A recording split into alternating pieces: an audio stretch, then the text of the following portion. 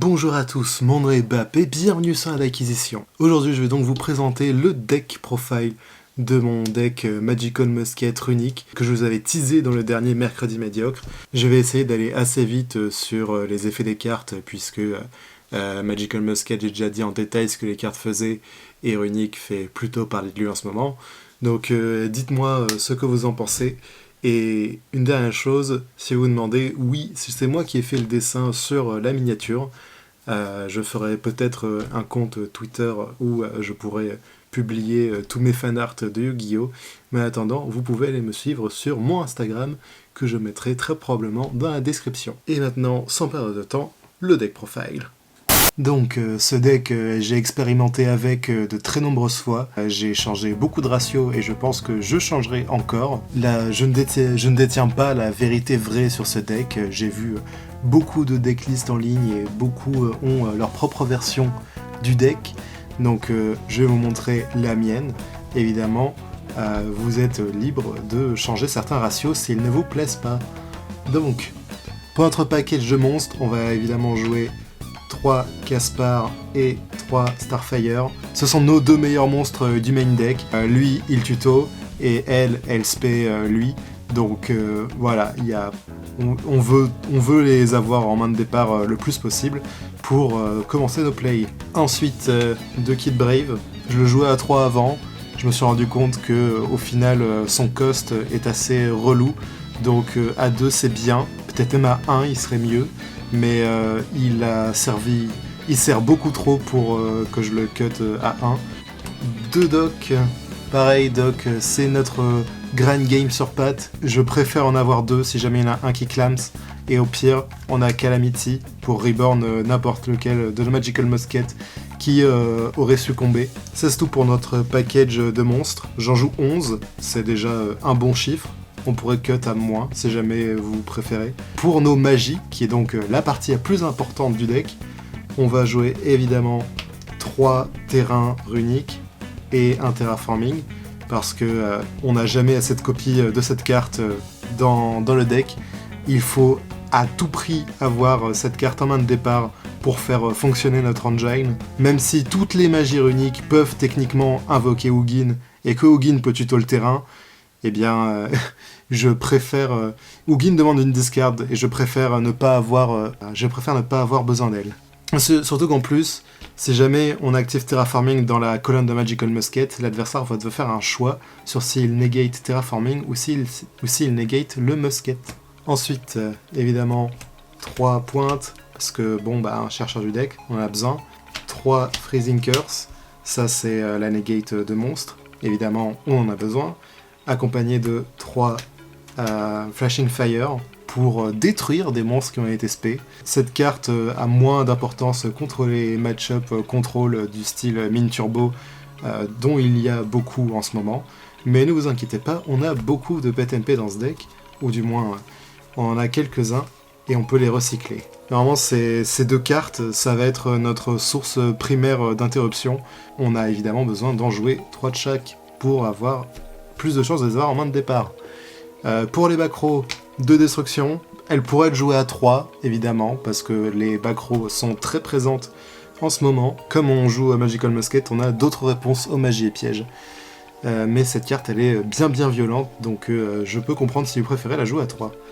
Ensuite, je joue quelques one-of. Je joue une droplet, une dispelling. Je trouve le combo rigolo. Je joue également... une Smite Storm et un Slumber. Slumber est vraiment pas mal, donc à jouer en 2 copies peut-être aussi. Moi, ça m'a jamais trop posé de problème. Ça, vous n'êtes pas obligé de le jouer. Moi, je joue un Allure. J'aime bien jouer le plus de cartes de l'archétype possible. Et Allure, ça peut vider le deck adverse très vite. Ensuite, pour la ceinture de sécurité, on joue un Appelé par la tombe, parce que on a besoin que nos plays se résolvent. Ce Appelé par la tombe peut vous sauver la vie contre un méchant Dimension Shifter ou une méchante Ash Blossom. S'il était à 3, on le jouerait évidemment à 3.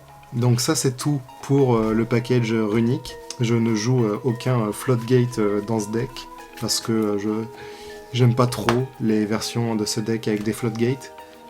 Si vous préférez, je peux comprendre, évidemment.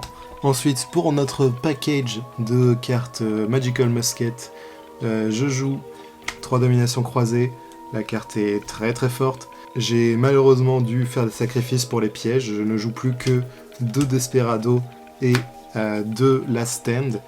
Les deux sont très très très fortes. Mais vu qu'on a besoin d'un Magical Musket pour les activer, eh bien si jamais on n'en a pas en main, ces cartes peuvent faire brick. Donc c'est des ratios à ajuster selon les préférences. Vous pouvez ne jouer qu'un seul Last Stand et jouer 3 destructions. Ça c'est le petit conseil que je peux vous donner. Ah, et aussi une dernière carte, c'est Dancing Needle.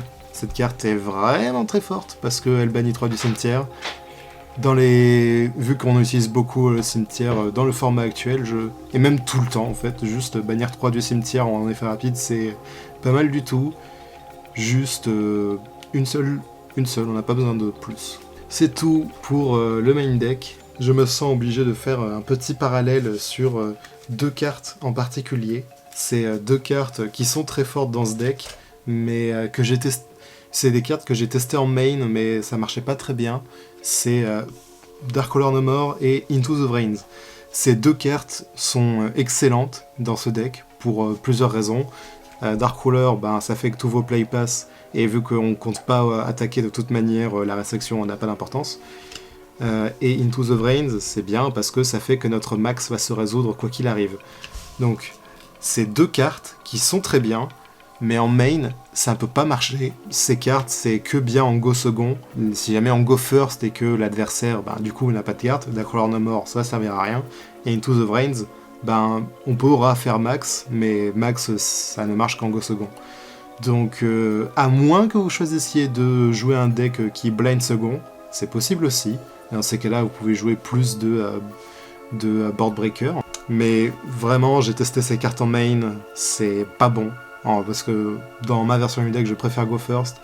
Et ces 2 cartes-là, c'est vraiment des grosses briques en go first.